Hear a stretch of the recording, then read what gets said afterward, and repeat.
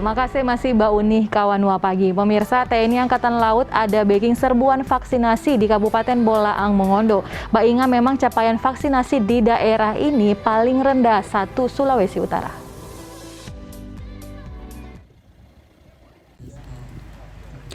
Lagi, Pangkalan Utama TNI Angkatan Laut 8 Manado menggelar serbuan vaksinasi dan kali ini kegiatan dilakukan di Kelurahan Inobonto, Kecamatan Bolaang, Kabupaten Bolaang Mongondo. Di wilayah yang terletak di pesisir pantai ini, 80% warganya bermata pencaharian nelayan. Di masa pandemi COVID-19, sebagian besar masyarakat setempat termakan berita tidak benar mengenai vaksin, sehingga program percepatan vaksinasi di wilayah Kabupaten Bolmong, termasuk Kelurahan Inobonto, cukup terhambat. Komandan Lantamal 8 Manado Brigjen TNI Marinir Iwayan Ariwijaya yang turun langsung dalam serbuan vaksinasi ini memastikan antusias masyarakat sudah mulai meningkat. Dengan vaksinasi, masyarakat bisa bertambah sehat dan ekonomi bisa tumbuh.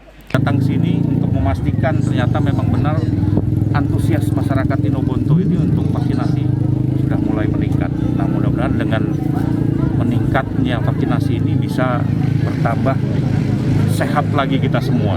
Kalau kita sudah sehat, tentunya ekonomi kita harapkan akan tumbuh. Jadi masyarakat juga bisa tambah maju lagi. Masyarakat bisa senang, bisa bekerja lagi dengan aman. Wakil Bupati Bolaang Mongondo, Yani Tuuk, menuturkan jika sebagian warganya mudah termakan isu hoaks atau berita tidak benar tentang vaksin. Namun dengan hadirnya serbuan vaksinasi Lantamal 8 ini berpengaruh positif di lapisan masyarakat. Mereka mudah sekali diberikan isu-isu hoaks lewat media-media sosial, tetapi dengan kehadiran seperti ini mereka berpikir, oh tidak patut, ini jenderal-jenderal turun semua ini.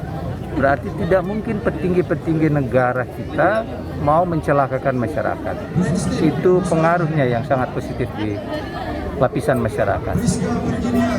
Secara persentase, Kabupaten Bolaang Mongondo menjadi daerah dengan capaian vaksinasi terendah se-Sulawesi Utara, di mana hingga hari Senin 27 September 2021, penerima vaksin dosis pertama baru mencapai 16% atau 32.000 warga, dan dosis kedua baru menyentuh angka hampir 6% atau 11.000 warga.